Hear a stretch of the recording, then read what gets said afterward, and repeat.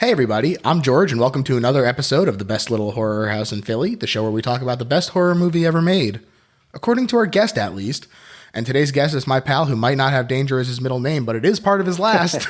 Patrick Dangermond is here. Welcome, Pat. Hi George, how you doing today? Doing great.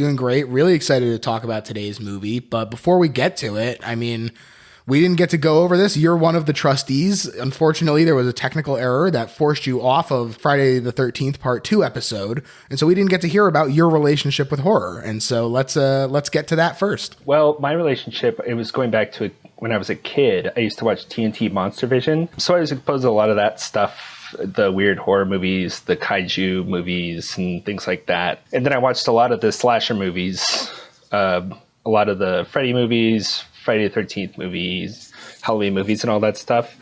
And then kind of when I got into high school was in that Renaissance period after Scream. So you had your urban legends, you had your Valentines, your swim fans, like I Know What You Did Last Summers. And that really, kind of made me fall in love with that particular genre. Yeah, I mean, that's prime age for it, for all those teen slashers and everything to be coming out. I mean, how can you say no to that? I know, for sure. And then it got to a point, like when I was in college, was when the torture porn movies started coming out, and it kind of got turned off by it. I remember specifically, I saw the Texas Chainsaw Massacre remake, which I think was a little before that.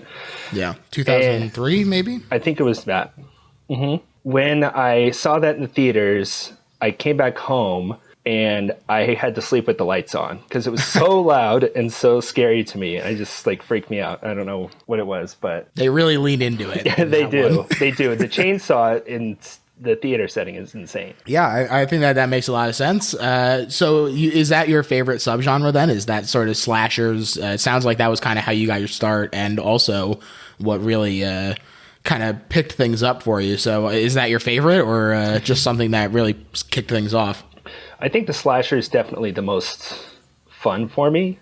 Sometimes if it's a little too realistic or I'm not really a big fan of Hereditary or Midsommar or anything like that. It's just a bit too morbid for my taste. I prefer the more fun side of the horror movies where you just have disposable teenagers, I guess.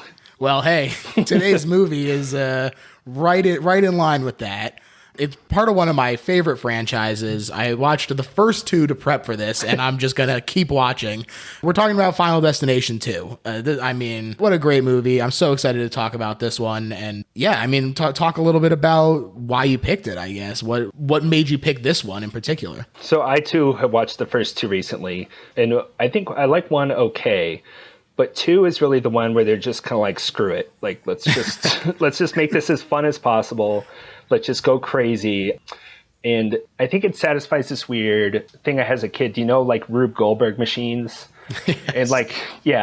And that's very satisfying to watch it all play out and just have a completely unexpected outcome. And I think that's just a lot of fun to see play out on screen. Yeah, I think that what's great about these movies is that they really are all about spectacle. And it's all about watching that Rube Goldberg of death unfold in front of you. Yeah, they're always really unexpected, too. They're like, oh, this is going to go one way. Oh, well, actually, something even crazier or more sudden is going to happen. So yeah, they string you along. They really do. Yeah. So Final Destination as a concept is actually based on a spec script for The X-Files by Jeffrey Reddick when he was looking for a TV agent. He wrote this spec script named Flight 180.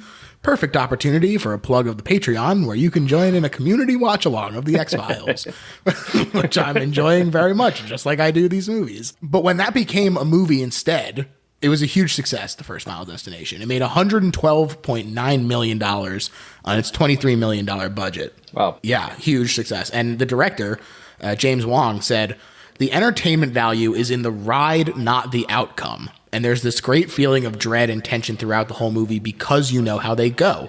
And I think that that's exactly what we were talking about earlier, is that it's really, you're along for the ride. You don't really care about these characters. You like them enough that you hope things turn out okay for them. You're invested in the story, but you're still like, oh, okay, when the deaths start piling up. Yeah, I think that's something that's interesting about it, because I was kind of taking notes while I was watching it this time. And there was a few times where I was just like, I don't remember any of these characters' names. They're just like so. There's a point in the movie where you're just like, oh, these characters were completely disposable. Like they made an appearance to you. You know them by their deaths almost. Like that's how you refer to them is, oh, it's the trisected guy or it's the elevator lady. Yeah, or it's just like, oh, those people were in a car. Now they're just gone. So. Yeah. That quote from James Wong kind of reminds me of John Carpenter a little bit, talking about horror being the closest thing that we have today to the oral tradition, because you have a few settings and stories that the genre mixes up and kind of swaps in these interchangeable parts. But I think that what makes Final Destination so unique is that it takes these everyday settings that we understand in the normal setup and it really turns them on their head and turns the setting into the killer in a really unique and fascinating way that I have never seen another movie execute this sort of thing on such an excellent level. Yeah, I think that's something, I don't know if it's necessarily innovative because I haven't seen every single movie, but it felt really innovative for the time. Like for slasher movies in particular, all of them have your Michaels, your Jasons, your Freddys, your Chuckies, etc. But this one kind of gets down to brass tacks and it's like, the killer's death. Yeah. You can't avoid death. You're not going to kill death. So it's just like, when is it going to happen? And I think that's really an interesting way to go about it. Right. And I think it's also interesting because not only can you not kill death, but you can't even try and reason with it. Like there's no physical presence for you to be like, oh, well, maybe we can hurt them. Or maybe if we can just run away fast enough and get away from them. It's everywhere. It's this immutable force. And I think that it really is spectacular. Yeah.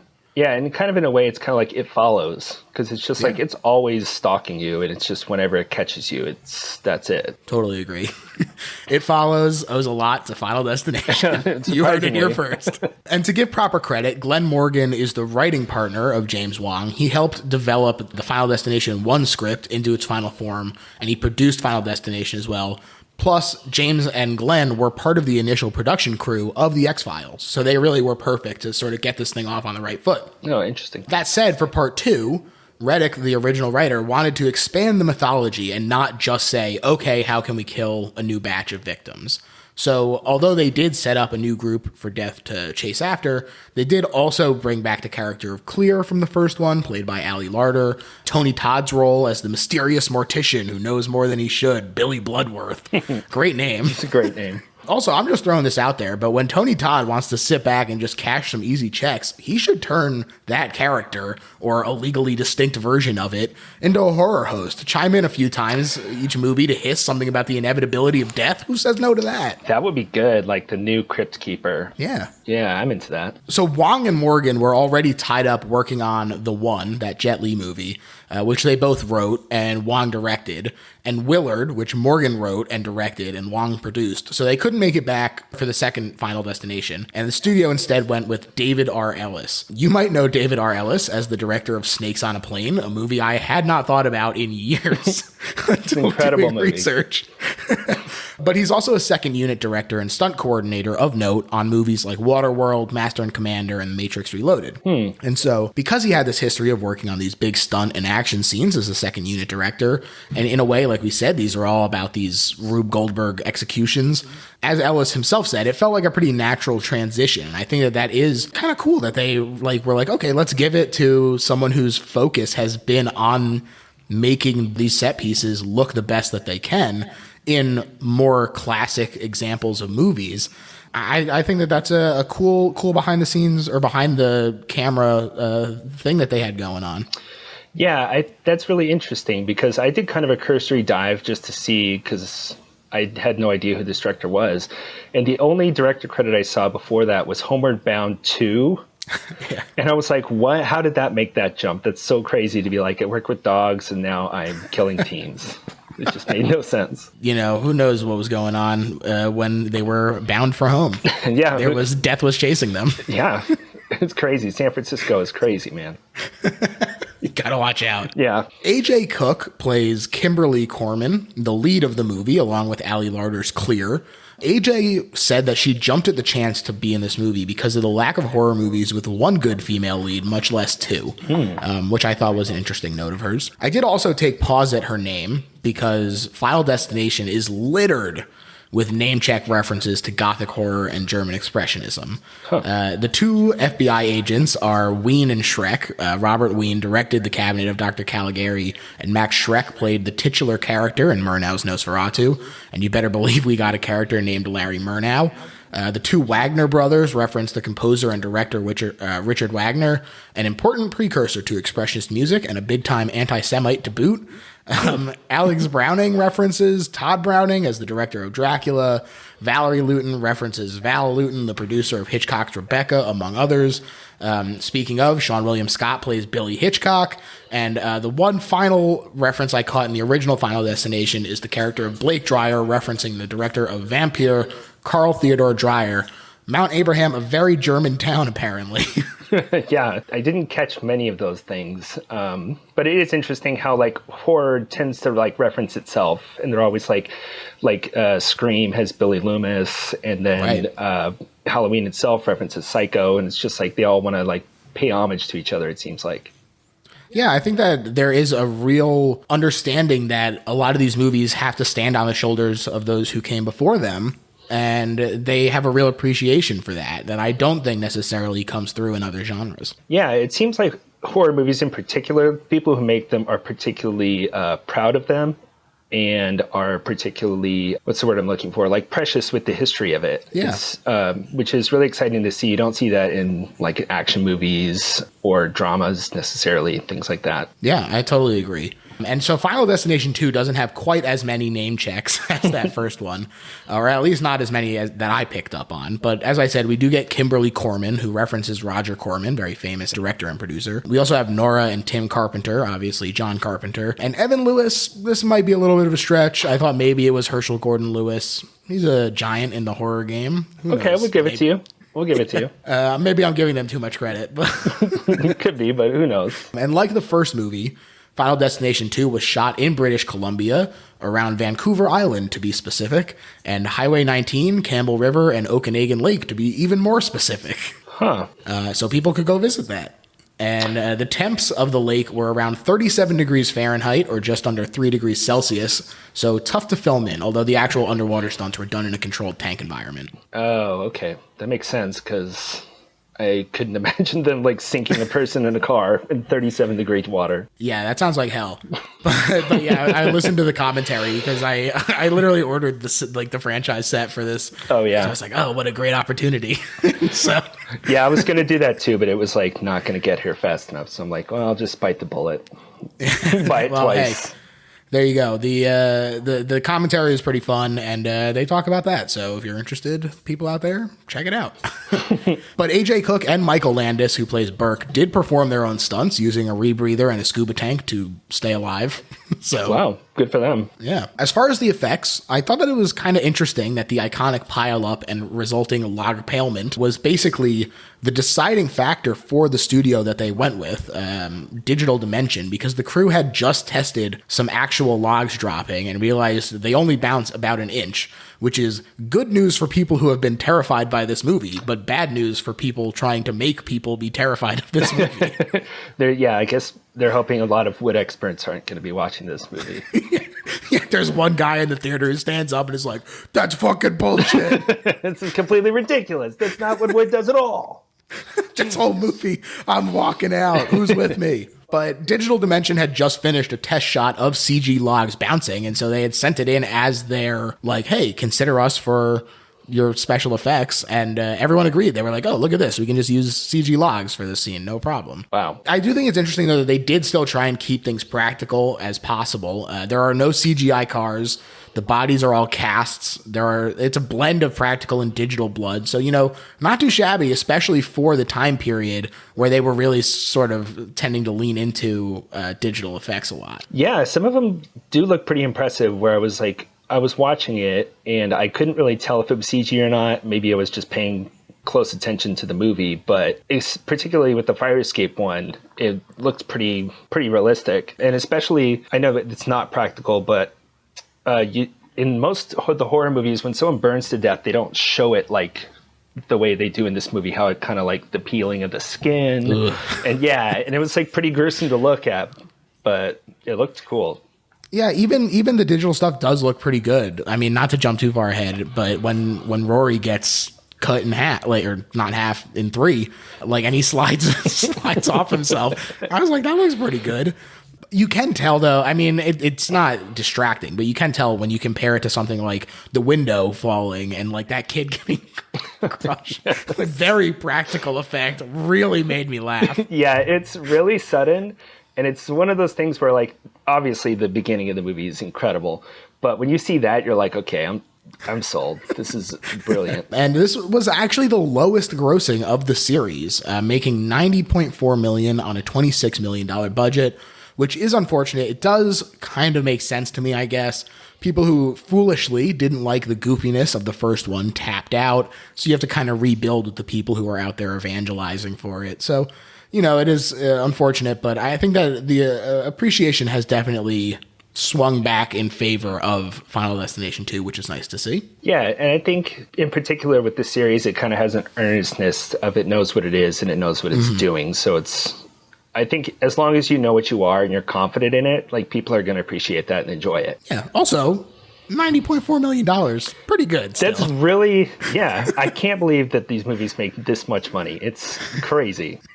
I will say that like the actual critical reception was pretty negative on release. You know, I had to see what Raj had to say about this one. That fucking guy. He said, Final Destination 2 takes a good idea and pounds it into the ground, not to mention decapitating, electrocuting, skewering, blowing up, incinerating, drowning, and gassing it.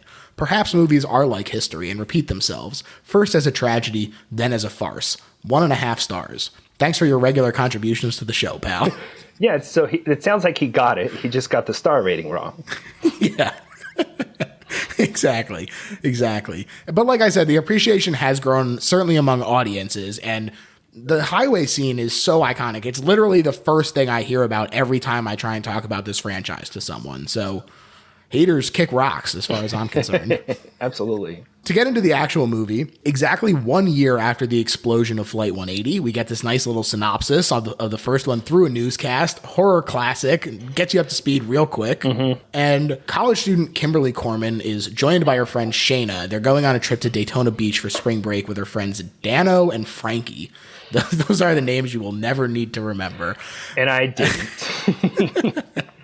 And her dad warns her to be safe and buckle up. And when the car pulls away, he notices what looks like a trail of blood under the car. Ooh. Oh, it's so good. Like all the foreshadowing in the movie, you're just like, oh, I can't wait. You're just rubbing your hands together. You really are. It really plays into that anticipation in such a great way. We see them pull out onto the highway at mile 180, the same number of the flight that crashed in the first one. And they're driving along, and again, this is sort of where that tension and build-up really starts going. You know, you see a bus full of football players screaming, "Pile up," which, that's weird. They even pointed out in the movie. They're like, why would they be screaming, "Pile up"? The sign that says, "Demolish the Mustangs," is hanging off of it as well. That's funny to me. Highway to Hell plays on the radio as well. This is what I love. Like, it's all very on-the-nose stuff, but that earnestness that you're talking about is exactly what I'm here for. They don't take themselves seriously while still maintaining the veneer of seriousness, which I think is key to a movie like this. Yeah, I think so too. If they had not gone this route and they had tried to go a serious route and say, we're going to, ground it and take it back to its roots, I don't think it works at all. I think it just needs to have this amount where you're just like, there's anticipation building and they're like just hammering home. They're just like, this is what the movie is. And you're just like, okay, yeah, I get it. This is great. So keep doing it. Even the other way, if they went too jokey with it and all the characters were always like, this is fucking stupid, like poking holes in it, self-referential kind of stuff would definitely be the way it would pan out if it came out today. But In this, because they all take it seriously, you're able to sort of separate from the logic leaps and be like, no, I'm engaged. They all take it seriously, so I'm going to as well, and just enjoy the fun side effects. The characters themselves are not really like the funny parts of it. No, and in a way, it's kind of a Mad Lib movie in that you could say blank happens to blank and then blank. And going back a little bit to the opening, I thought it was interesting, the newscast, they just went straight to the premise, and they're just like, here's what's happening, here's what everybody thinks, we don't need to explain it again. Yeah. And it's just like, it really works, and you can get to the fun like within 5 minutes of the movie. Yeah, absolutely. And so they're on the road. Kimberly's dad calls her to warn her about the transmission fluid that her car is leaking, which is what created the blood trail that we saw earlier. She does not tell him he's on speaker. Terrible phone etiquette. There's a cop right behind them, so Dano, who is smoking a joint in the car, tells Kimberly to get in the right lane. She swerves and almost hits this logging truck before finally shifting in behind it. Dano throws the joint, which lands on the windshield of the lady driving with one hand because she's smoking and on the phone. Obviously not safe. It lights the dead leaves, stuck in the wipers on fire before she manages to get them off by turning the wipers on. It's so good, like how insane it is, where they just set up everything, and it's just like this whole cause and effect of everything that's going on, and you're just like, what is going to happen here? It's so good. Yeah, especially because since this is so early on, you understand that something is coming, but by setting up all of these various dangers on the road, we're still not sure exactly what's going to happen yet. We've seen the logger. We've seen this woman who is clearly driving distracted. We see a lot more as well, you know. I just think that they do such a great job of keeping it ambiguous while still creating so many possibilities for what could happen in your mind. Right. And then one thing that really stuck out to me, I don't know why, but nobody was wearing seatbelts. Like everybody's going, they made a point of it when the main character, she goes and buckles her seatbelt. And I'm just like, you've been driving on the freeway for how long? And the guy that's doing coke in the car isn't wearing a seatbelt, and the cop isn't wearing it. It's just like, it's like the last thing the dad says, too. He like, when they pull out, he's like, be safe, buckle up. And she's like, eh. Yeah, she's like, eh. And it's like, well, you caused the death of like hundreds of people. Like, Kimberly is worried about the car, but Shayna convinces her to keep going. We also see a very pregnant lady, which is kind of funny to me because they're like, oh, wouldn't it be fucked up if we killed her? I know. And you're just like, oh, come on, guys, don't do that. There's also a guy flying out the middle of the road on a motorcycle, a beer distributor trucker drinking a beer while he's driving, a kid playing with toys of a tractor trailer smashing into a red truck, which, of course, Kim's truck is red as well. Yeah. We see the guy in the muscle car doing coke. It's a wet road. The cop has an open cup of hot coffee in the cup holder. Everything is balancing on a razor's edge. It's this incredible precipice that they keep you waiting on for so long. Yeah, and also with the kid who's playing with the water bottles where he's drumming them on the dashboard, and you're just kind of like, oh yeah, that's kind of nothing, it's just a kid, but it just plays into the whole thing. Yeah. And it's just interesting how they have all that. They're like setting up stuff and also being like, hey, this is going to happen. Can you believe it? Yeah, even stuff that doesn't like wind up coming back, like the trucker with the beer, like that never comes up again, but they throw it in there as a red herring, and I think that's great. Yeah. The cop gets behind the logging truck and he notices something is up when the coffee spills, and he looks down distracted by it. Perfect moment for this chain on the log to snap, sending some logs tumbling down the turnpike, absolutely dashing this cop's head to smithereens. Smash the shit out of him. It's so insane. It is such a satisfying effect when the flood of red goop just comes flying out the back of the car. Incredible. And it's just like, if he just kept the lid on his coffee, he probably would have been fine. Everyone reacts in their own way, ultimately culminating in what can only be described as a spectacular action set piece. It is literally a spectacle. There's heads flying out of sunroofs, limbs out windows, burning, explosions, practical crashes. It's fucking incredible. It's so good, and it's like so satisfying because they set it up. Like, even the semi-driver, I believe, was the one that was drinking beer, when he just plows through the guy who's getting burned to death at the end and just smashes and blows everybody up, and you're just like, it's chef's kiss. It's so good. It really is great. This was actually based on a real-life pileup of 125 cars in Georgia in 2002, which is crazy. Really? I'm originally from Southern California, and it was really foggy one day in Long Beach, and I think there was a 200-car pileup just because people couldn't see each other and they just all smashing into each other. No injuries, though. Good. Yeah, it was just like people just mashed into each other and moved on with their lives. It's weird. Best case scenario, I guess. Pretty much. Kimberly comes to with a start, and we see that this was a premonition, much like on the plane in the first one, and things immediately start following the same path, which freaks her out big time. You know, I love that they don't give any indication really that it's a dream and that we are totally in the same exact shoes as the protagonist when she comes to and she's like, what the fuck just happened? And we're also like that. Yeah, and it's kind of an interesting choice that they choose not to explain it, too. They're just kind of like, oh, I get this premonition. That's it. Yeah, later she asks, like, did mom ever get premonitions or weird feelings? And the dad's like, I don't fucking know. I don't know. She's dead or gone or somewhere. Yeah. She stalls her car on the entrance ramp, which prevents many of the deaths that we just saw. But the accident still happens, and the resulting confusion still has a truck demolish Kim's truck.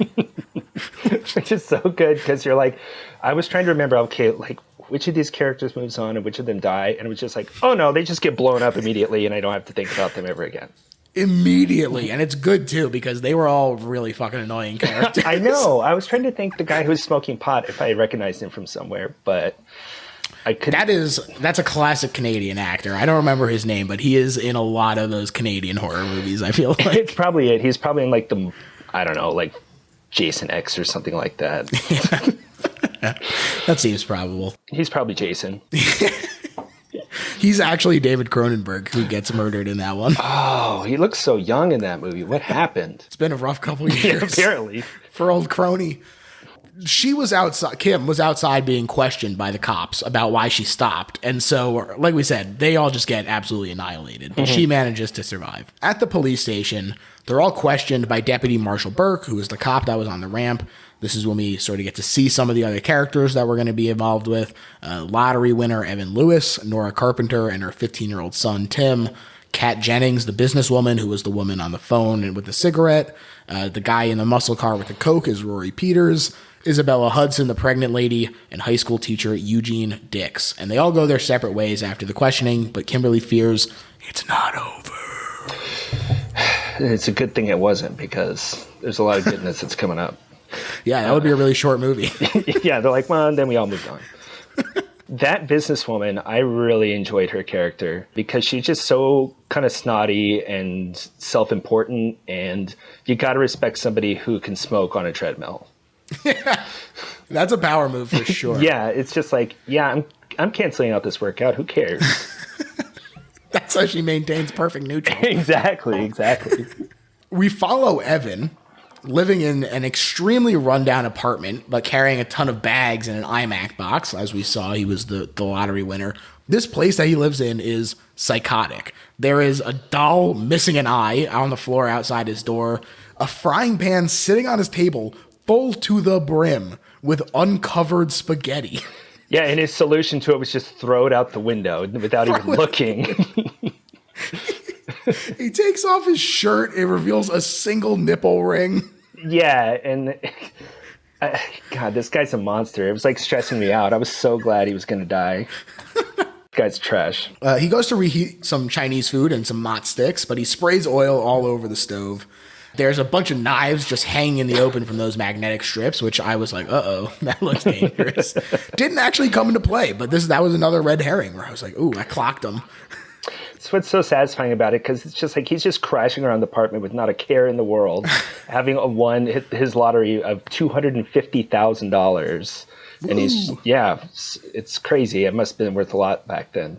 But yeah, and he's just living in squalor and constant danger. I'm surprised it didn't happen earlier. Yeah, absolutely. He has those fridge magnets up, the like letter ones, and they spell out Hey E.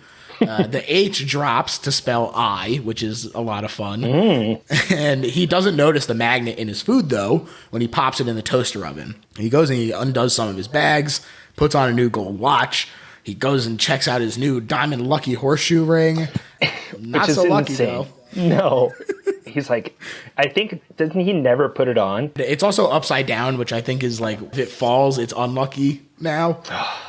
So many layers in this movie. That's right. This is a smart movie, folks. It sure is. He drops the ring down the garbage disposal and he reaches in, absolutely terrifying, right there. Yeah, it's pretty much like one of my biggest nightmares is losing something in the garbage disposal. I'm like, well, it's gone forever. I don't care what. Yeah, I would just say I'm never seeing that again. No. Goodbye. He reaches in, traps his hand just in time for the melting plastic of the magnet to ignite in the oven and crack the glass, and the oil in the pan starts a huge fire of its own. Oh, man. Just the fact that everything starts kicking off all at once. I love it. It's such a jolt of energy. This movie is so kinetic. Yeah, and it seems like, it's particularly with this one, every single thing he does is the wrong choice. Because when the fire goes off, he just throws a towel at it, which spreads the fire to the things he just bought. And it just so now he's stuck and his whole apartment's going up. It's incredible. He manages to free himself, but the fire extinguisher is empty. That's another dumb choice of his. Check your fire extinguisher out there, kids. Absolutely. It's fire safety. The windows slam shut. This is the one genuinely supernatural thing that kind of happens here. But he breaks out and climbs down the fire escape just in time for the apartment to straight up explode. Yeah, I don't know. There's no explanation for it. Just saying it's incredible. It's like, oh, you thought he was going to die and then you think he's safety, but you're like, no, something's going to happen. I know something's going to happen. It is great. And, he celebrates his luck on the solid ground before slipping on the spaghetti that he threw. Just as the fire escape fully drops, smashing through his eye socket, just as the magnets and the doll foretold. And it's sloppiness that did him in the end. His own sloppiness. It sure is. Mm-hmm. Evan, you could have saved yourself, my friend. Yeah, take a shower once in a while, Evan. Get a job, long hair. Get a job, hippie. Kimberly is having trouble sleeping, possibly because of the terrifying clown doll in her room. I don't know what the fuck is up with that marionette. That was bizarre. I think it was in the opening credits too, right? Yeah. What are you doing? She Googles Clear Rivers, though, the last survivor of Flight 180, which Detective Burke had revealed she committed herself to a psychiatric ward for protection after Alex Browning was killed by a falling brick. Great way to follow up the first one and connect it with the ending. He was originally supposed to get a flesh-eating bacteria, but I like the simplicity of a falling brick. I think that's kind of funny that after all the protection he was taking at the end, that's what did him in. Yeah, I think it's a better choice because flesh-eating bacteria is just kind of sad. What do you do about that too? The brick that's death doing his thing. There's nothing he could have prevented, I guess, with a virus like that. No, you would never see it coming. I agree. Good choice. Good instincts, folks. Good job, guys. It is kind of funny to have the woman leading Kimberly in confiscate all her sharp objects, but when she goes in, Clear has dozens of push pins in the wall. I know. She committed herself. I don't think they would have given her newspapers. She could have paper cutted herself to death for all we know. Who knows? Death is tricky. Yeah, she doesn't. She sure doesn't. But they talk about Death's List, and when Kimberly informs Clear that Evan was the first of the highway survivors to die, unlike in her premonition, Clear realizes that the survivors are dying in reverse order. Death said, fuck, they're on to me. Let's switch it up. Kimberly calls her a coward who is already dead when Clear refuses to help, which I think is interesting. I don't know about coward necessarily. She's like, you have a responsibility. It's the same kind of thing of, this is another, can't believe I'm comparing Final Destination 2 to Day of the Dead, but same kind of questions about sort of what do you owe your fellow man in terms of being able to help them if you can. This seems to think that people do have a responsibility to each other, which I agree with. Yeah, I think that's an interesting way to look at it too, because kind of what I took from it was, what kind of life are you leading if you're just going to live the rest of it in a padded cell? It's like you're not really alive. It's death could come at any time, so just you might as well just get out there and start living. Absolutely. Meanwhile, Tim and his mom are at the dentist, and things are already getting set up. First off, there's an instrumental of Rocky Mountain High playing, which is the sign from the first movie that something was about to go off. Right, and John Denver died in a plane crash. Sure did. There's a huge glass window pane being held by a construction crew swinging outside the window. A fish is trapped on the water filter, which is scary, honestly. Yeah. And this causes a leak onto an exposed plug and outlet. He's waving a needle around. Pigeons are flying into the window over and over and over. It's so insane, the pigeons, because I know that's a thing that happens, but how fast would they fly to smash that window? Really, really fast. It did take them 3 tries, but they really went for it. That's true. More terrifying than the actual death is when the nitrous oxide thing shorts out and it's no more oxygen and the fake fish falls in Tim's mouth. Like, that scares me so fucking bad. Yeah, I think the scariest part for me was actually the drilling, because he was just sitting there and drilling, and it's like, oh no, what's gonna... That's scary. Yeah.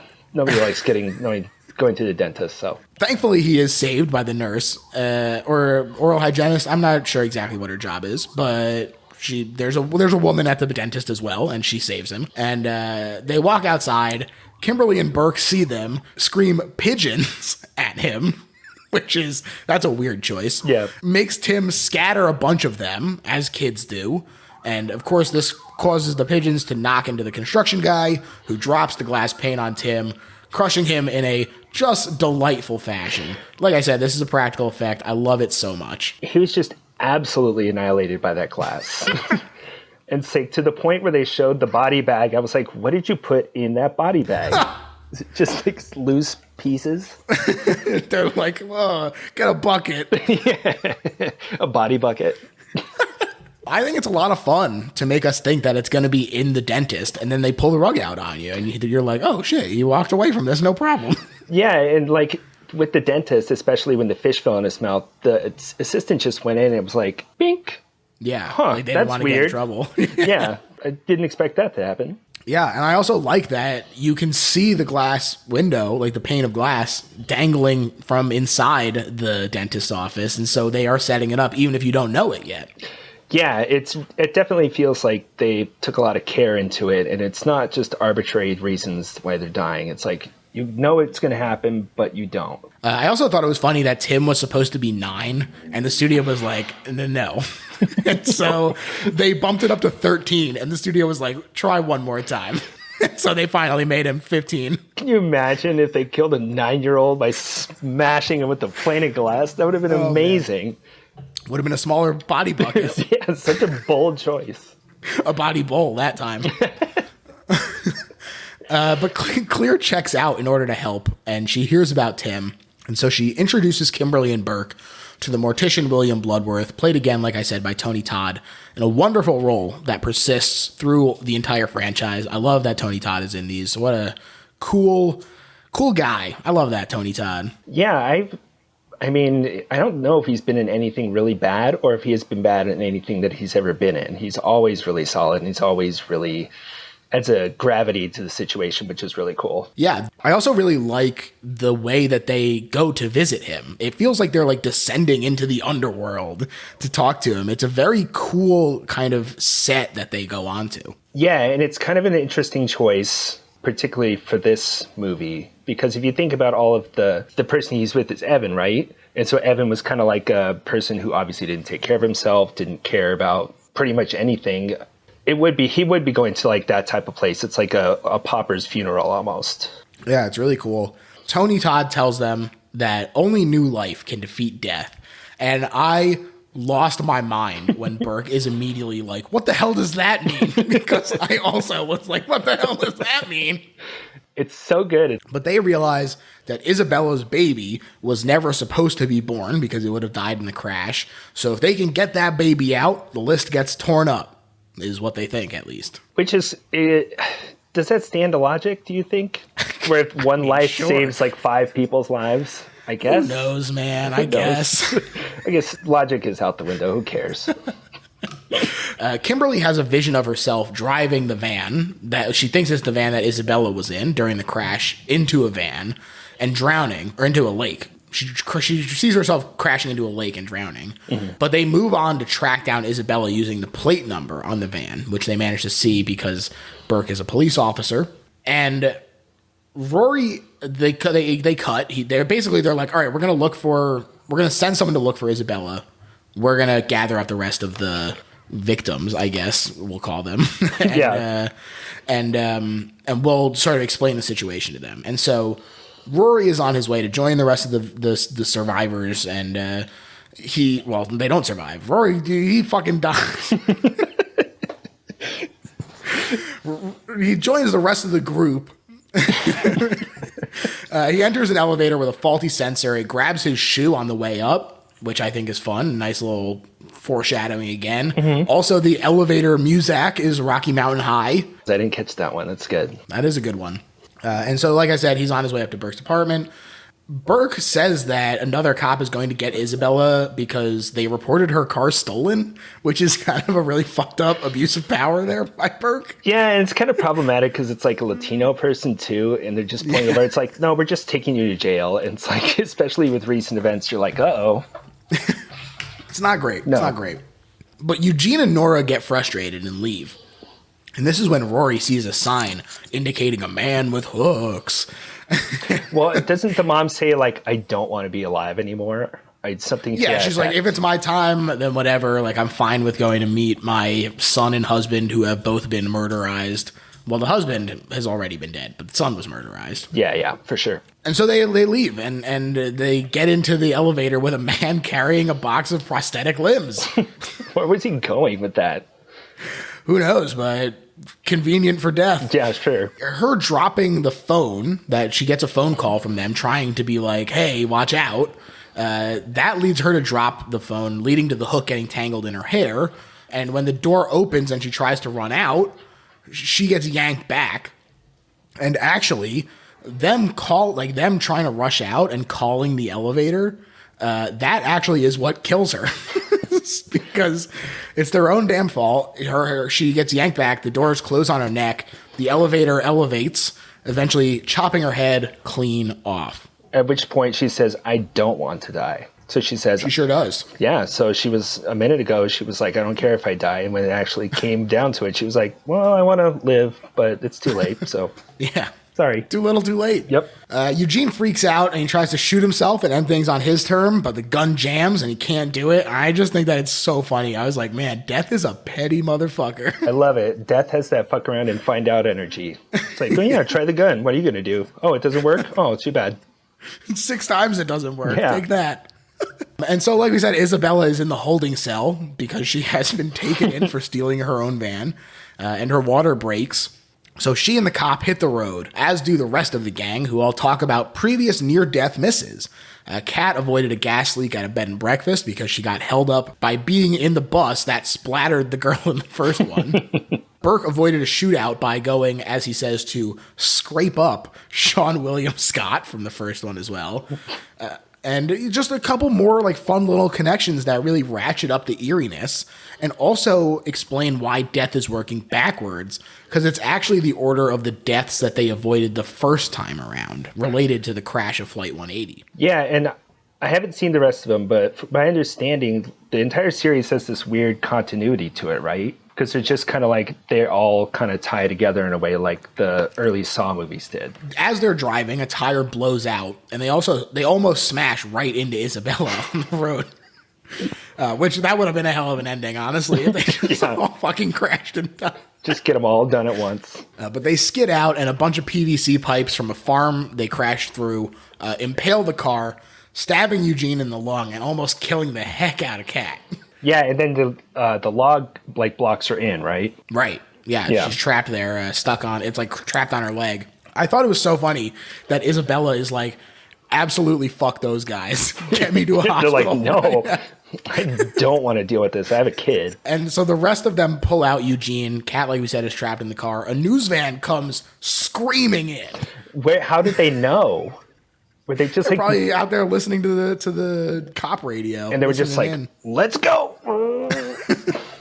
Yeah, they come in hot. Rory has to pull the farm owner's son out of the way of getting also splattered in the news van. Yeah, This kid is also wearing a very funny cartoon head Limp Bizkit shirt, which I laughed about. Yeah, that was good. And he's just like, this is my farm shirt. It's fine. But the news van screeches to a halt, assisted by some rocks that pierce the gas tank. I like this moment that follows it where Rory asks Kimberly to clean out his apartment when he dies. It's not a ton of depth, but it kind of gives you a little insight into like, there's something going on behind these people. They're not just disposable cardboard people to be thrown at these Rube Goldbergs, even though they are, they at least are like, here's a little something for you. Yeah, I thought that was really sweet and like surprisingly effective for the movie because you're just like having fun. And then that's like one of the few moments of just reality. Be like, yeah, if you were in that situation and you're just like, I don't have anybody else. Can you please take care of this? And it's it's sweet. We've seen him doing drugs the entire movie, and he's like, can you like get rid of like all my paraphernalia and shit so my mom, her heart doesn't break? I'm like, yeah, that's a nice thing for him. It's real. It's like when you have a buddy be like, hey, can you delete my browser history if I die suddenly? Exactly. They hear about Isabella going to the hospital, and Kat says to just leave her behind. She'll be fine. Just in time for a rescue worker to set off her airbag with the jaws of life, slamming her head on the pointed PVC pipe that had narrowly missed her the first time around. What an incompetent ambulance driver. Like, why didn't you cut off the PVC pipe? He was awful. Her cigarette falls, igniting the gas from the news van, which sends the farm's barbed wire fence right at Rory, slicing him in 3 pieces, which slide off each other. I was thinking about this. Like I said, it looks really good, but it's good that this is cartoony because it's in another movie. Some of these deaths could have been really tough to watch. And that deft hand at balancing the tone, I think is part of what makes these movies so special to me. Yeah, and I think it's kind of a really like Tom and Jerry-esque, except without the fact they come back like 10 seconds later. But you're right. Like if it was something like that, you saw like his brains fall out and it was just really gruesome. You'd be like, oh no, that's not, that's not fun. They're rushing to the hospital. Kimberly has another vision, this time of a doctor named Kalarjian, that Kim jumps right to is going to try and kill Isabella, that's really a stretch from the vision. Yeah. But Isabella is having her baby, and the umbilical cord is wrapped around its neck, which I think is a nice, like, death is even going to get this baby. Mm-hmm. Mm-hmm. And it kind of like, it's a subtle way of trying to blow up their plan, too. Yeah. The ventilator in Eugene's room, because he did get taken to this hospital as well, gets disconnected, and the oxygen is leaking. And it looks like the end for Eugene. Yeah, because isn't that in the scene, too, like the vents close and you can see him and he's just helpless. He's looking around. He's like, oh, damn it. Like, yeah, he's just like realizing he could be screwed right now. Yeah, and I was watching the deleted scenes and there's one where he like, there is like an orderly there or a nurse or something. And he like asks for a pen. And the guy is like, oh yeah, I'll get you some crosswords too, and then just walks out and like never see him again. He just fucks off, and Eugene is like, oh man, I'm really fucking done for in here. Wow, that would have been amazing if they kept that in. He's just like, whatever. Deal with death every day. Yeah, but the baby is born and everyone is excited, and the ventilator kicks in on emergency battery mode. Hooray!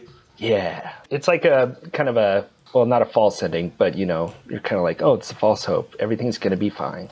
Yeah, and you check and you're like, oh, shit, 15 minutes left. Kimberly has another vision, and this is when she realizes that it wasn't Isabella seeing, it was her. I think that this is the one thing where I'm like, her visions, we've already seen that every character makes insane choices all along, as particularly demonstrated by Evan. But every choice where she's like, oh, of course I'm seeing things from Isabella's perspective. Oh, of course this doctor is going to try and kill her. Like, all these choices are just weird assumptions that she makes. Yeah, and it's almost, you could make the argument that death is the one who is giving her those. And that she, in a weird way, she's indirectly helping death kill all these people. Wow. Because she saw the pigeon and she was like, pigeons, which led him to the kid to die. And then she's like, oh, I see the van, so we need to get Isabella to get everybody together and all that stuff. It's kind of interesting to think about. Yeah, absolutely. Clear goes to check on Eugene after hearing about this new vision, but her opening the door pulls the plug out that last little bit, which causes a spark.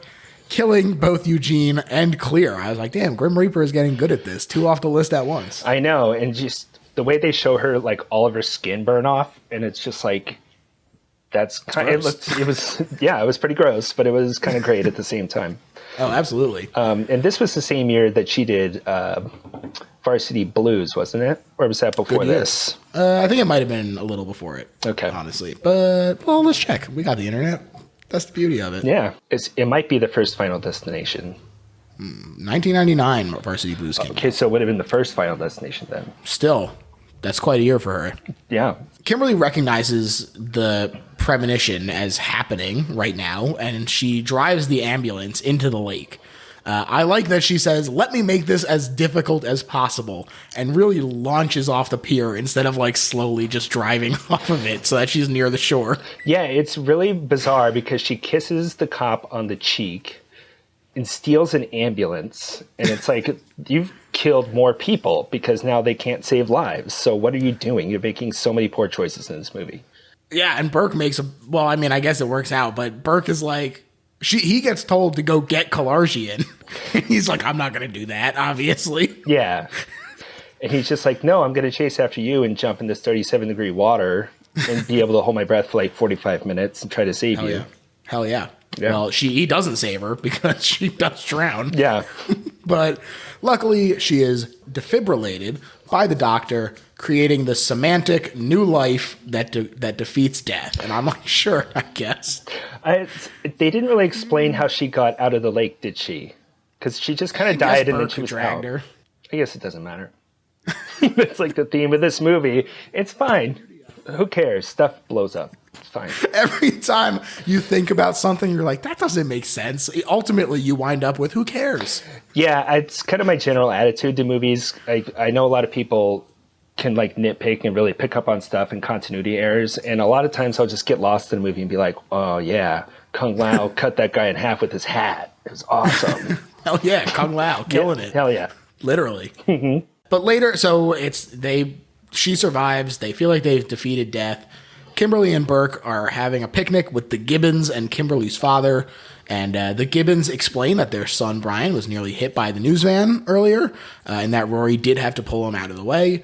And so as a result, we see Brian suddenly explode, caused by a malfunctioning barbecue grill. Amazing finale as the arm drops directly onto his mother's plate. What a delight. What a movie. I wish they had said Bon Appetit. B-O-N-E. Yeah, but what do you think he was grilling? I think he was grilling arms. I don't think that was his. You think so? He's fine. It's just the arm is done. He's serving it to his mom in a creative way. Yeah. All of the food exploded off of the grill onto their plates. It was really incredible theatricality by whatever the kid, Brian. Wow. Incredible. And, that's where it ends. I think that it's a great little finale. It keeps things... Like, it keeps the possibility of things open, whether they wanted to continue with Kimberly and Burke, because clearly death is still doing its thing. It also leaves things open to just be like, all right, they escaped. Brian was like the one loose end, and now we can move on, which actually was the case. But I think that putting myself like in the moment as like, how would I have reacted to this without having seen the other ones?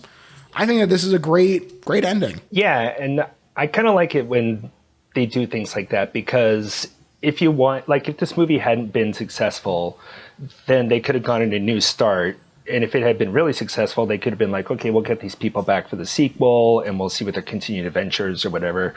It was just... The first one did this as well, when the guy gets crushed by the sign, and then we're like, oh, what's going to happen to the other two?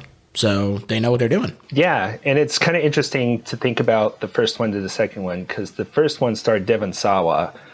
And it was like, wow, Devon Sawa was so famous, he didn't want to come back to another Final Destination movie. And now it's like, what happened there? It's like the weird 90s movies where did these actors go? It's strange. Look, here's what I'm saying. Bring back Clear, bring back Alex, get Devon Sawa. Let's get the band back together. Back. Hell yes. Reboot starring elderly high schoolers. And then do a post-credit sequence and Mia Jovovich comes in and it's a Resident Evil movie now. Wow. It's flawless. We should send that to ourselves in a stamped envelope, a sealed envelope. We don't want anyone stealing that idea. No. And so now, Pat, we've reached the point of the episode where we sum up why this is not just a good horror movie, but is in fact the best horror movie ever made. And I'm going to let you kick things off. Okay. This is the best horror movie ever made because it was innovative for the genre and did things that no other movie had done at the time, except for the first movie in the series. It's one of the more satisfying movies to watch in that you get exactly what you expect from it, and in some ways even more so. And I think it, in a weird way, has something for the whole family. So everybody can enjoy this movie, in my opinion. Kids of all ages. Yep. From 1 to 100, just like the puzzles. Yeah, to me, this is the best horror movie ever made because not only is it just incredibly fun, which it is, from the minute this movie starts until the minute it ends, it is a riot. It is so much fun to just sit back and watch things unfold. But on top of that, this has really affected people. Every time you're in a car with people and you get behind a truck, like a log truck, ooh, Final Destination 2. You remember that scene with the fucking log truck? Anytime you talk about Final Destination, oh, you remember the opening pileup of part 2? People react to this viscerally. It has been incorporated into the popular lexicon in a way that most movies can only dream of. And I think that because it manages to do that while maintaining a tone that is spectacularly balanced, performances that are perfect for what is needed. Obviously, these are not like Oscar caliber performances, but for the movie, they are perfect. All of that winds up just being something that is a great time. And that's why it's the best horror movie ever made. Yes, I agree. Patrick, this was so much fun, man. I have been dying to talk about Final Destination movies, so I'm thrilled that you picked it. And please, if you have anything to plug it. Yeah, I guess if you want, you can follow me on Instagram. I'm count_your_bruises. But the main thing, I donate to Food Not Bombs. Food Not Bombs is an organization that repurposes food from grocery stores and through donations. They feed billions of people because there's a billion people every day that go hungry. They have setups in 10,000 cities across the entire world. Wow. And they're using their abilities to feed the homeless, to protest war and war spending and things like that. If you go to foodnotbombs.net, you can donate to them and help save lives. Sounds extremely worthwhile. And now I feel bad about just plugging my real normal shit, which is... I'm sorry. No, hey, I'm glad. More people should make me feel bad by plugging charities instead. But you can follow me on Twitter at LittleHorrorPHL. Sign up for the Patreon if you're enjoying the show. We do a lot of fun stuff over there, including bonus episodes about movies like Solaris and Begotten, legal thrillers, which are like movie argument law. I decide who wins arguments. It's fun. It's a fun time. And like I said, we're doing the X-Files watch along, and all tiers get access to that. So that's a good time. Oh, yeah. So check that stuff out. And you know what? Don't rate and review. Tell a friend. Tell one person that you think might like this show. Hey, have you heard about the best little horror house in Philly? And I bet they'll say no, because we're a very small podcast. And you can tell them all about it, and then you'll be the cool guy who was early to the party when the show inevitably blows up and is huge. So won't that be satisfying? Yeah, I'm going to do it, so you should too. What have you got to lose? Only the respect of your peers. Thanks again, Patrick. This was a lot of fun, and bye, everyone. Bye.